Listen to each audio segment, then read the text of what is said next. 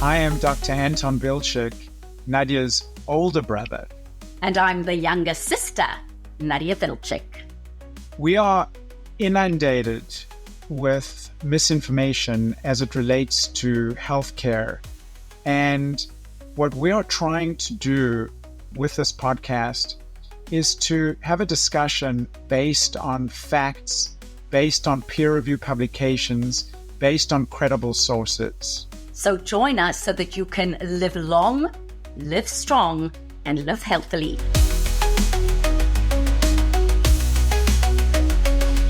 Well, a very good Sunday morning, evening, afternoon, wherever in the world you are. I'm Nadia Vilcek, and you know I do a podcast with my brother, cancer surgeon and researcher, Dr. Anton Vilcek, and it's called Live Long, Live Strong, Live Healthy.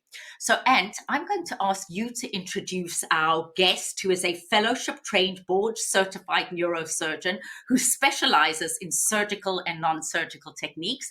I'm going to ask you to introduce our special guest and the reason that we are so excited to have him on today. Thanks, Nad. Dr. Brian Gantwerker is a well-known, outstanding neurosurgeon who specializes in the spine and also a good friend. And I couldn't think of a better topic than talking about back pain. So interesting, and I know that both of you will appreciate this. Went out for dinner last night. Out of 6 people at dinner, 5 of the 6 have experienced back pain at some point in their lives, and they are probably watching us right now. So it's something that is so prolific. People experience back pain. Anton, you personally, as a surgeon who bends over for long periods of time, do you experience back pain? Oh, this is very personal to me because, as you mentioned, I often do long surgeries. I'm staring into a robot. My head is leaning forward. And when you do complicated operations, your adrenaline's going. You don't have any sense of time. You just keep on going. And it's like being an artist doing a painting. And the next day, I really do feel it in my neck, my back. So this is very personal. And as we said at the beginning, it is so common. I don't know anyone that doesn't have back pain at some point in their lives. So Dr. G, you Yes. deal with individuals from mild to severe back pain. What is the thing you see the most? I usually see, well, thank you first of all to both of you. It's such a pleasure to be on with the Vilceks. And it's a real honor. So thank you. Broadcast, Dr. G. I was going to say Vilcek's broadcast.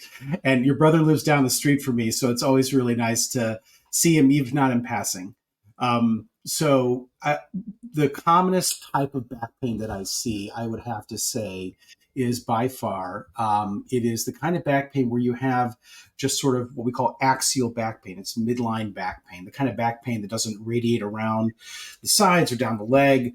That's the very common. And sometimes people call it sort of mechanical back pain, but in the parlance of the field, it's called axial back pain. And I think the question, and Anton and I were discussing in detail, the best way to really capitalize on your knowledge today is, when does one come and see a Dr. G? Anton, have you ever thought of going to see a doctor for your own back pain?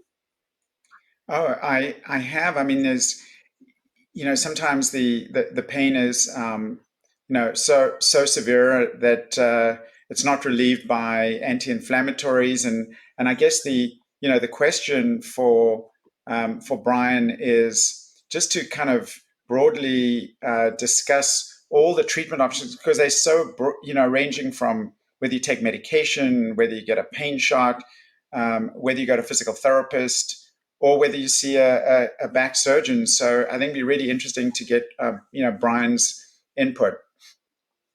I think for the first question, which is, when would you see a neurosurgeon for your back pain? And I would say if your back pain is extreme, and people say, well, what number should I give it? And everyone's sort of different on that, what's called the visual analog scale, which is the 0 to 10 your doctor asks you.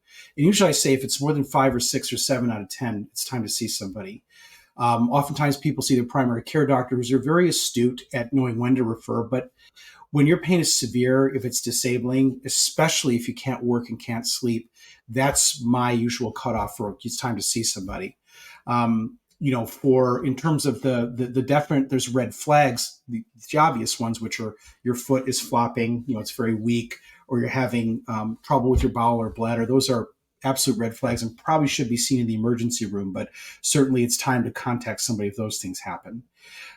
In terms of the different treatments, rarely is surgery the first option, but sometimes patients come to see me who already had all the options. So primarily, if the patient can, they could take anti-inflammatories like ibuprofen or naproxen sodium. I prefer ibuprofen because it tends to be a little bit more efficacious for back pain. And different kinds of back pain, because not all that's back pain is spine. There are different kinds of back pain.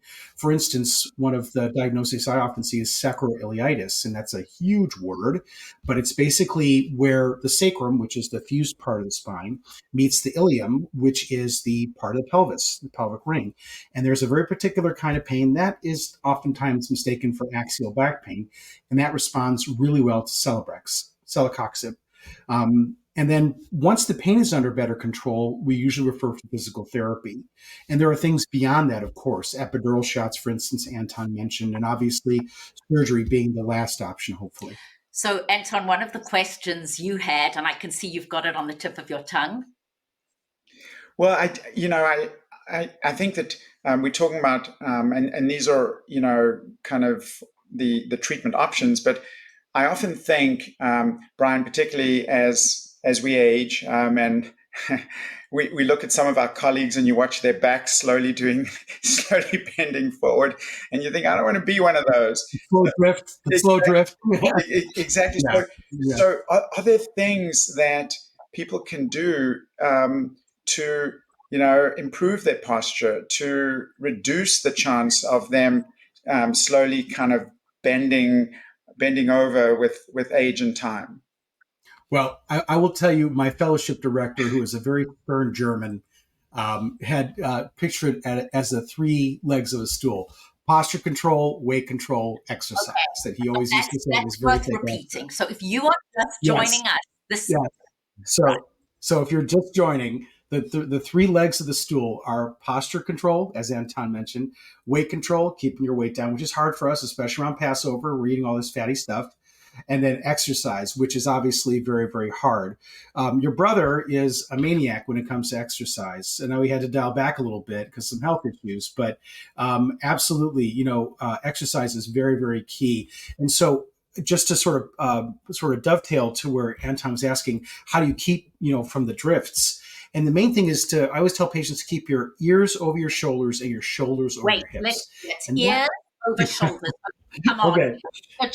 Ears over shoulders and shoulders over hips. And it's very hard rolling your shoulders back. And Brian, everyone, seems to have their own way of trying to do that, right?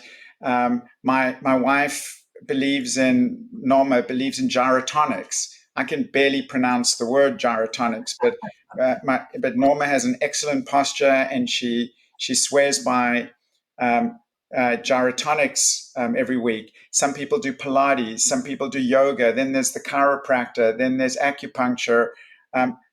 What should people be doing to improve their postures? The answer is whatever you like. What I tell patients is it starts with when you're sitting in a chair. So if you're sitting in a chair, you can't see my backside because it's well behind the camera. Basically, you want to be having your core very slightly engaged. So your stomach muscles slightly engaged. And you really want to not be slouching. You want to be sitting up fairly straight.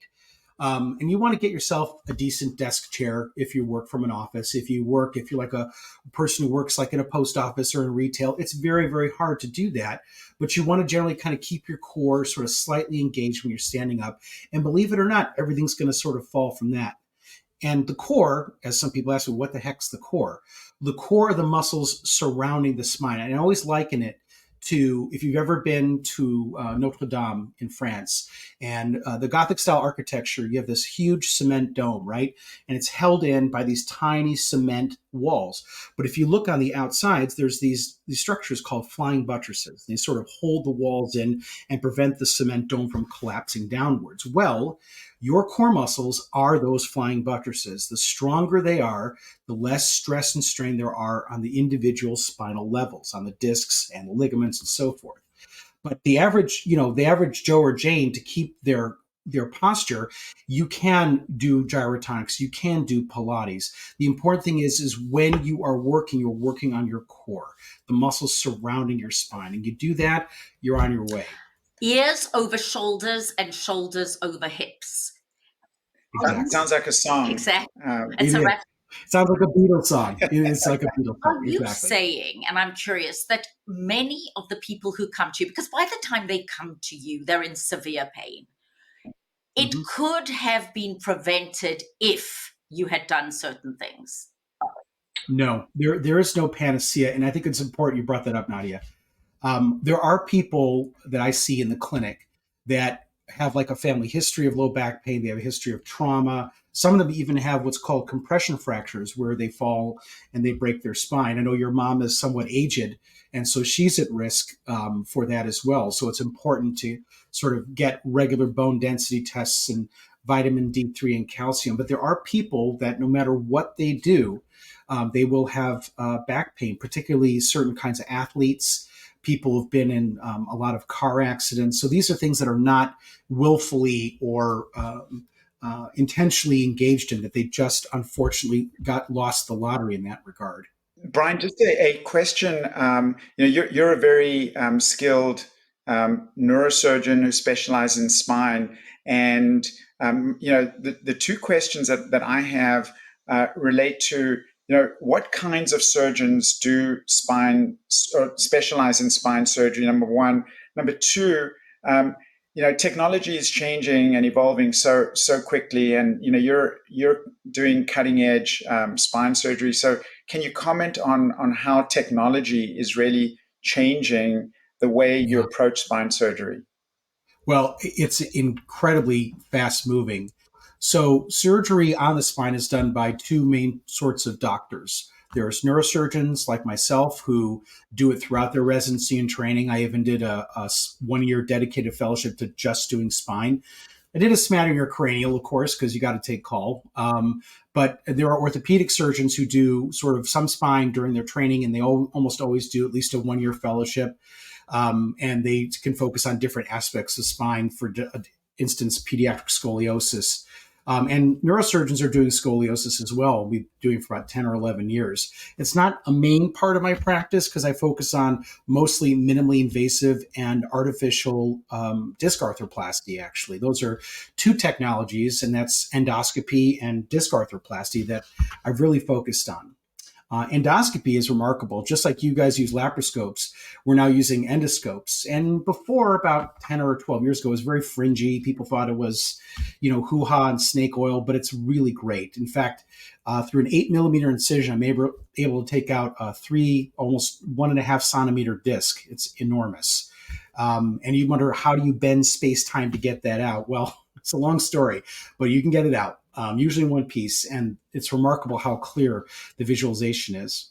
And the other thing is disc arthroplasty. So we do put artificial discs in certain patients with back pain or neck pain, and the technology's gotten better and better and better, such that we now have discs that are sort of made of porcelain and coated with titanium, and they do a really good job. They're not 100% as good as your own natural disc, but they're getting darn close. So I'm just curious on that subject. Everyone's talking about AI, AI, AI. How has AI impacted the world of neurosurgery? Well, everyone's talking about it, and there are certain Luddites like myself who are not so keen on the idea of AI diagnosing and suggesting treatment algorithms for patients, because I still think people need that human touch, that sort of that unspoken thing, the spidey sense, to sort of understand what's going on with somebody, that would prompt you to look in an unexpected direction when you see somebody who may look like they have one thing, but in fact they have something else, something very dangerous perhaps. AI is helping. I think it'll be helpful mostly with regards to dealing with insurers, chatbots, getting authorization and things like that. And there are some of my radiology colleagues are somewhat freaking out right now that MRIs will be able to read them better than they can. But we've had some examples of AI overreading patients' MRIs and telling them they have a glioblastoma, which is a very aggressive form of brain cancer, when in fact they don't, and they don't develop it later. So, Brian, just a follow up question to that. The one thing that I encounter all the time is Dr. Google, and every patient of mine will usually, not every patient, but many patients, the first 10 minutes is what they've read about themselves. And as we know, it's a lot of what people read about themselves is actually, that doesn't really apply to them. So I'm interested in your perspectives about Dr. Google. And then the second thing is, we're dealing with an opioid epidemic. And when one thinks about back pain, we think a lot about, people that, we hear it so often that I'm addicted, the reason I'm addicted to opioids, someone hit me from behind, my neck hurt, the doctor gave me an opiate, and, I've been taking it ever since. Do you see a lot of people that are addicted to opiates, and are you able to get them off opiates through various means? With regards to the first question, Dr. Google, so I have had some patients who work at tech companies come in, and they've actually plugged in their diagnoses to ChatGPT, which is one of the chatbots, AI chatbots.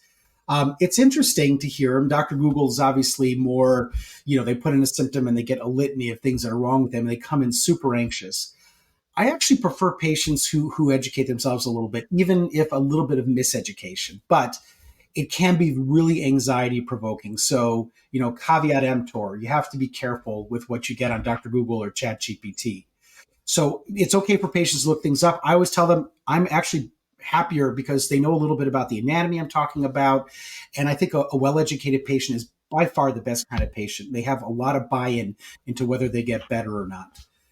With regards to the other question that you had. So a lot of times, I thankfully have not seen a lot. When I was in training, we did see a lot of addicted patients, unfortunately, because we were taught that pain was the fifth vital sign.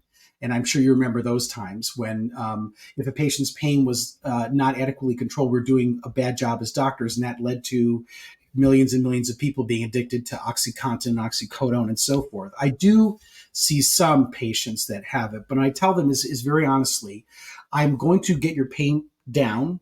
I'm going to do my best to get your pain down, but you'll most likely never be fully off opioids.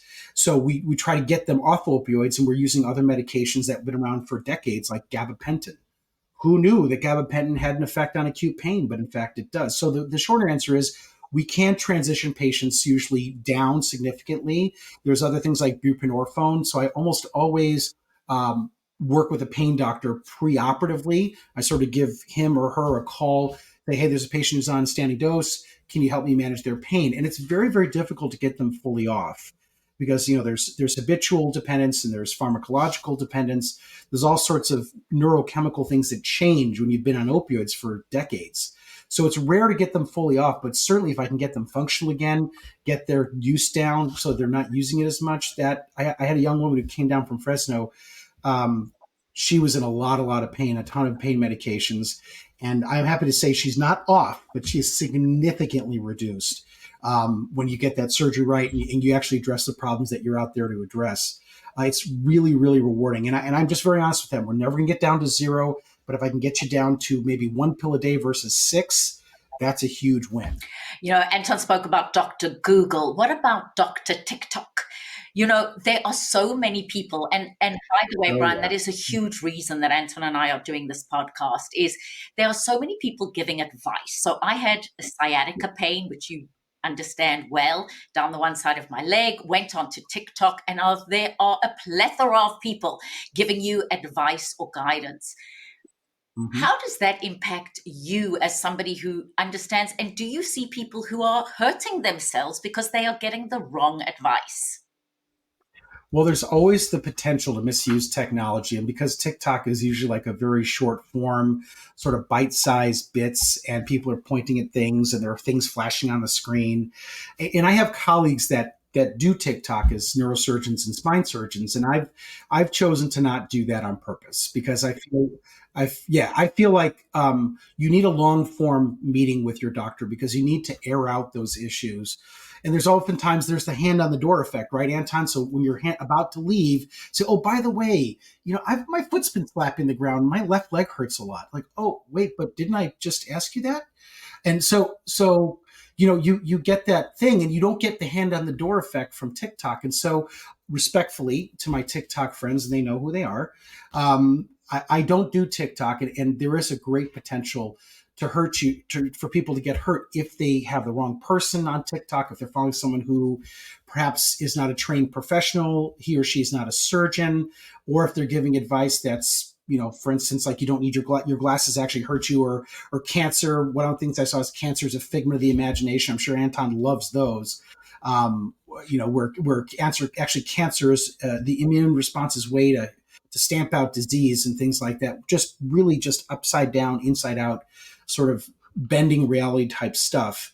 And you really have to eschew and be very, very careful with what you consume on TikTok. And if you're on TikTok, that's fine. But I always encourage people to back it up with talking to a colleague, a professional rather, that knows more about this than just the 60-second bite-sized commercial type stuff. And just to expand on that a little bit, Brian, there's again so many ads about how you improve the condition of your back, medications to take. I mean, it's a multi-billion-dollar business. Are there and you've spoken about spine health quite a bit, but are there any vitamins that you recommend people take? I mean, I always get the question asked about probiotics and a variety of different things. I mean, I'd be interested in your thoughts on that. Well, just for $69.99, I can sell you this supplement. You'll never have back pain again. No. It's a great question, though, and I'll tell. I want Ned also. I think Ned wanted me to ask you something too, but I wanted to say that there is no magical formula. However, I do encourage people to eat a Mediterranean diet. So that's sort of olive oil, dark skinned fruits, foods with a low glycemic index, kind of how you probably tell people about cancer. You generally want lower amounts of sugar available for those cells to consume. And a lot of those foods are also anti-inflammatory. I encourage people to take krill oil, or if they have dietary restrictions, like if they're kosher and they can't take it, cod liver oil is fine. Incidentally, it's very important to stop those a week before surgery, because you can bleed more if you take those. So generally want to stop those supplements before surgery. But really the main thing is not eating a lot of super sugary foods. I mean, should you have a scoop of ice cream every Saturday night? That's how I limit myself. I have one nice dessert a week, and that's pretty much it. But I generally tell patients really not lots of red meat, although it's fine to have a steak now and again, maybe once a week or something. But for the most part, eating sort of a California Mediterranean diet is very, very helpful. And I will tell you, patients out here that are 70 versus patients in the Midwest where I'm from that are 70, there is a huge difference. And I don't know if it's the diet, the weather, the climate, people being outdoors more, who knows? But I do know being active, keeping your weight down, and honestly getting better posture, those are the three main things. But there is no magical supplement. The Mediterranean diet also includes a glass of red wine. Yes. So, absolutely. Is it okay? Is it okay for our our friends that like their occasional glass of red wine? Is that reasonable? Yeah, I think it is. I mean, obviously you have to talk to your doctor and make sure you're not taking medications that could impair you or hurt you by taking a glass of wine. But yeah, I believe a glass of red wine is very acceptable as long as it's medically approved. I prefer Scotch whiskey myself, but I do like the occasional glass of red wine, and I think it's fine. But again, check with your doctor if you're ever unsure. So you like the Scottish Mediterranean diet? Oh, the Scottish. Just to let you Neat, know, always neat, if you always. are Yes. just joining us, I am speaking to Anton and I for our podcast, Live Long, Live Strong, Live Healthy, are talking to Dr. Brian Gantwerker about dealing, mitigating, coping, curing your back pain. We are getting some questions in. So the question is, I have cervicular, is that pronounced? It's cervicular neck pain. What and do Yes. you see a lot of that? And what is the best way to deal with, overcome? Do I need surgery? Well, so I think that's a compound question, definitely. Cervical pain is very common. It's not as common as low back pain, but we do see patients with neck pain, obviously. If it's very severe, it's worth visiting a physician to probably get some imaging done. Basically, at the very least, an X-ray, if not maybe an MRI, depending what the other symptoms are. That's a little bit trickier, but I oftentimes have patients do a series of exercises I call cervical yoga, where they do essentially isometric pushing against your hand in 4 different directions for about 10 seconds apiece. So Anton's using both hands. No, you kind of want to look. You want to look right. You want to start it in the mirror, and I'll sit back just a tiny bit. He's doing the YMCA now. You want to sort of look in the mirror and bring the heel of your hand to your forehead and push into it for about 10 seconds. And then you move your hand over, but you keep your head exactly the same place. You bring your elbow up and you push that direction for about 10 seconds. And you do it on the other side and going back, and you do that 10 seconds a piece for about 4 cycles. And Anton's doing also stretching, which is the other part of it. So you really want to think about your neck like a very mobile but strong muscle, an organ, if you will. Because remember, your neck's main issue, its main job, like Atlas held up the world, is to hold up your head and to be able to turn it. So you have to have a strong and very flexible neck. Now, obviously, if you can't do any of those things and you're in so much pain, it's really time to see a physician.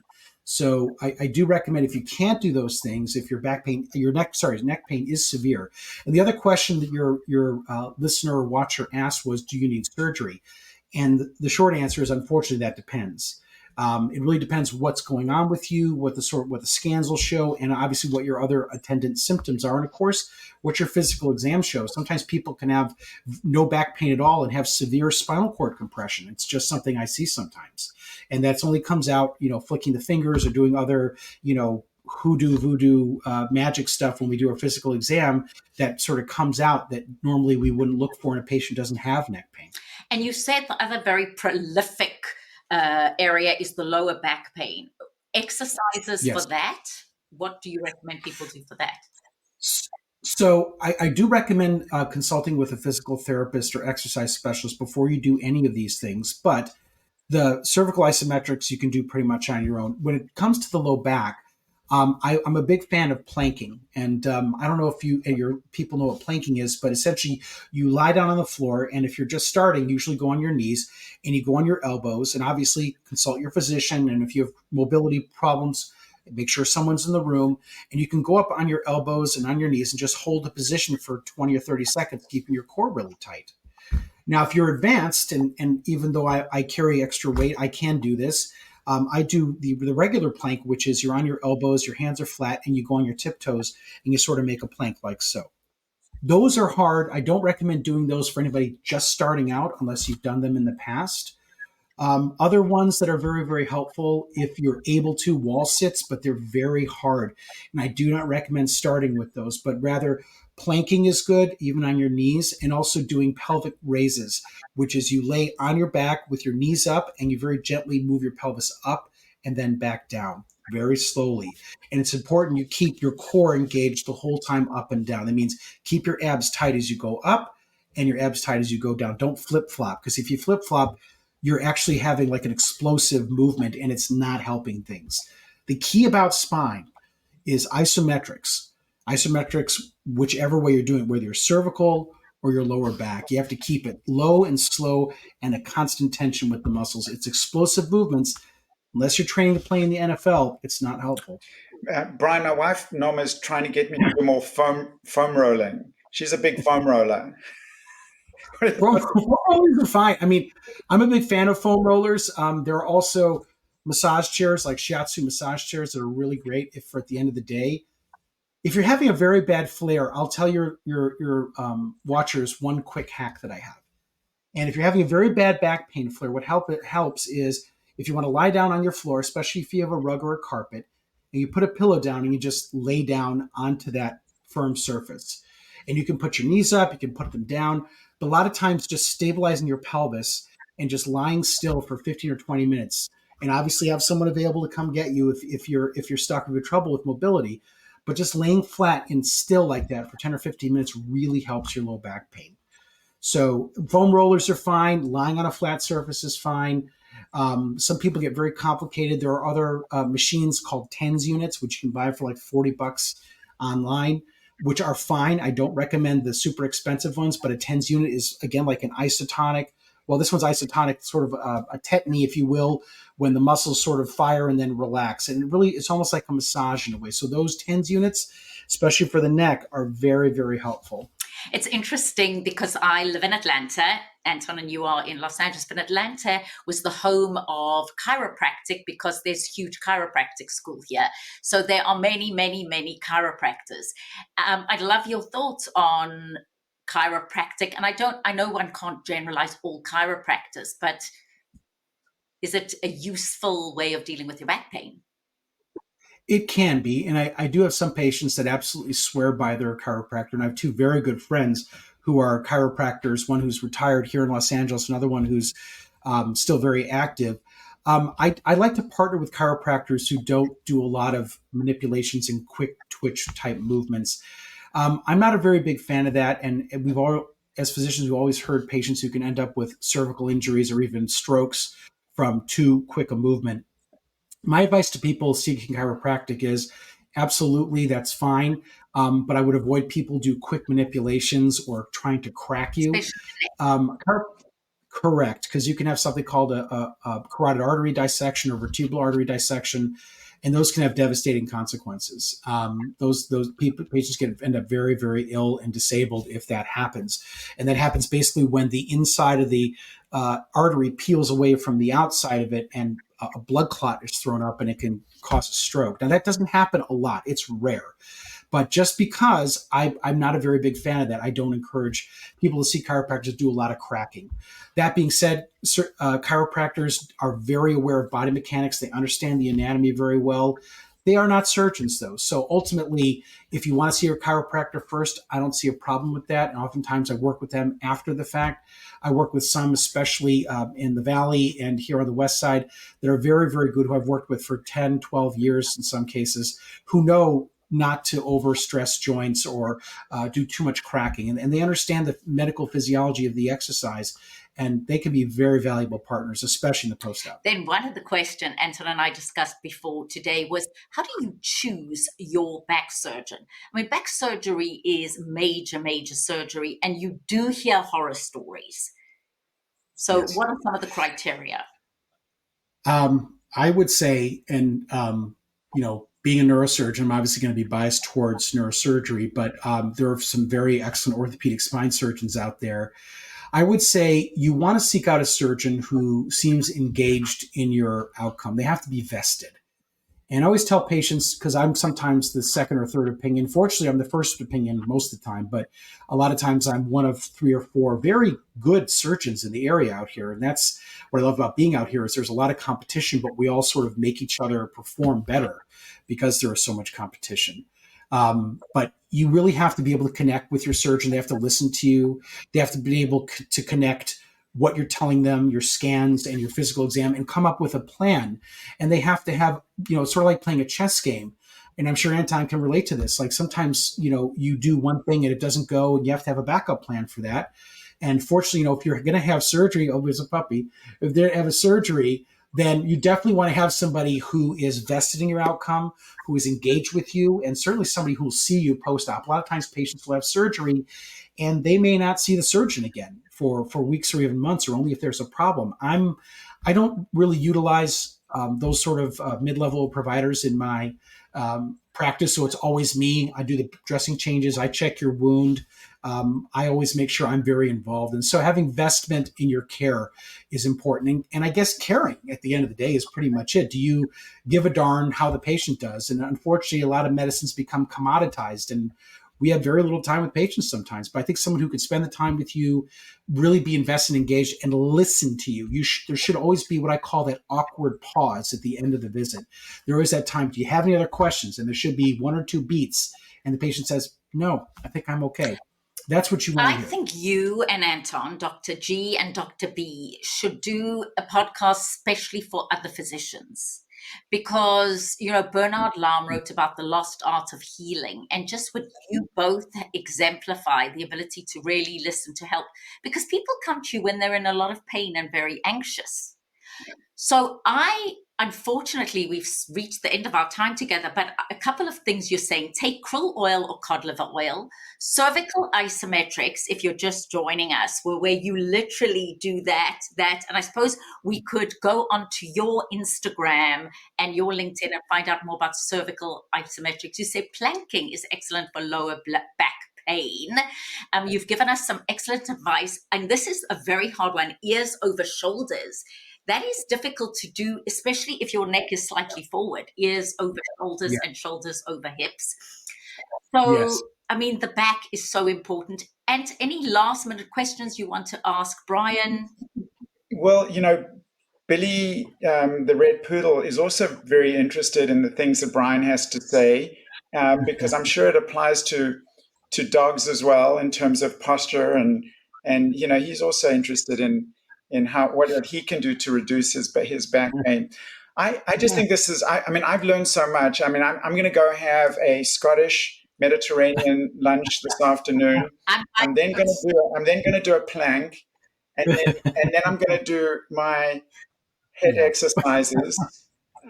So I have learned a fortune. This has just been such a valuable half hour for me personally, since this is something that not only do my patients deal with, but I deal with it as well.